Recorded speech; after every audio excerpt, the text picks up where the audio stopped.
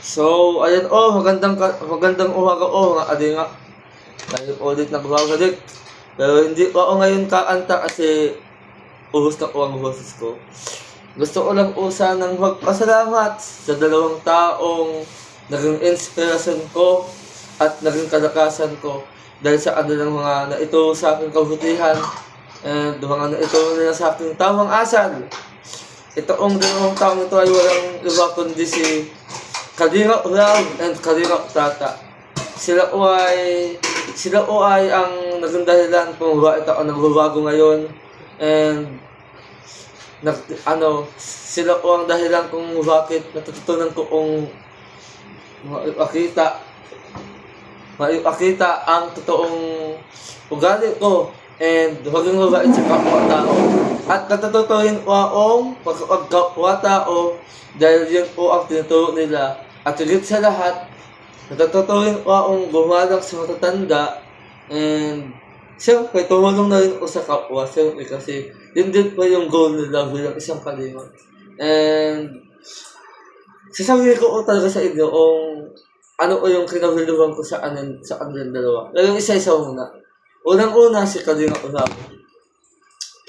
Magaling po sa mga isama and may talent din po sa pagkanta at saka di po sa marunong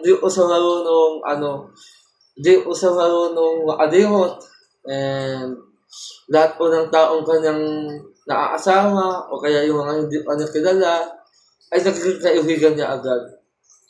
And siyempre kay Kuya Tata, siyempre isa yung si Kuya Tata sa mga pinagagalang ko, kumbaga sa ko yun rin dahilan kung bakit sa mga saya ko at sa masarap sang kasama at tulad ni Kuya Ram. And ayun nga, talaga, si Kuya Tata ko ay kapag may ulo yung mga talagang dadawayan ka kahit na nalulungkot ka na, kahit na damang-damang mo na yung sakit. And siyempre, siya yung unang taong kapag pasaway ka saka makulit ka, di ka na sinasukuan. Sinasabihan ka lang niya ng tamang paggalang o kaya ng disiplina. Pero hindi ka na pinakagalitan. Yan po ang nailala kong katangian doon sa dalawang taong yun. Kaya yung dalawang taong yun, di ko maaalimutan yung mga itinuro nila sa akin, mga bagay na mahalaga and mga bagay na dapat kong matutunan and importante and mga bagay na importante talaga sa akin. And wala na akong ibang masabi. Iyak ako gawi. Ito yung naalala ko yung dati kong naalaan. Dati kong naalaan na tagang tagbak lang ako. Wala akong magawa, kundi tambay, ganyan. Pero nung nailala ko silang dalawa, grabe. Nag-iba yung nag-iba yung pananaw ko sa buhay. At saka, sumikat ako. Pinasasalamat ko sa kanila yun. Yung sumikat ako, nagkapera ako. Pinasasalamat ko sa kanila yun. And, hindi naman nakajowa. Nagka-love lang. Oo, pinasasalamat ko din sa kanila yun. Yung binigyan nila ako ng pagkakataon para magkakaroon ng love team.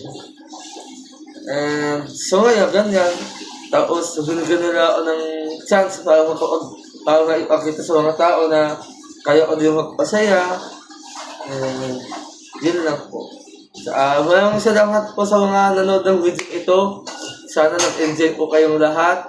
And gusto ko lang kong sabihin na huwag po ninyong kalimutan na sa ultahan si Kalingap Round Santos Satuwang at ang kanyang asawa na pinakamaganda na si Ate Edna Vlogs at siyempre sa kanyang pinakagwapong anak na si Kuya Ram na si Kalingap Round. And siyempre huwag na rin kong kalimutan sa ultahan o ang YouTube channel ng aking pinakamatalik na kaibigan na walang iba na hindi ako iniwan at walang iba kundi si Kuya Tata. Ayan po. Lahat po ay kanyang ginagawa para magaya si Kuya Ram, no? Walang tulungan and walang pinakasayang tao. So, ayun lang po. Lagi noong tatandaan Mahal kayo ng Panginoong Hesus Kristo. Bye-bye. God bless.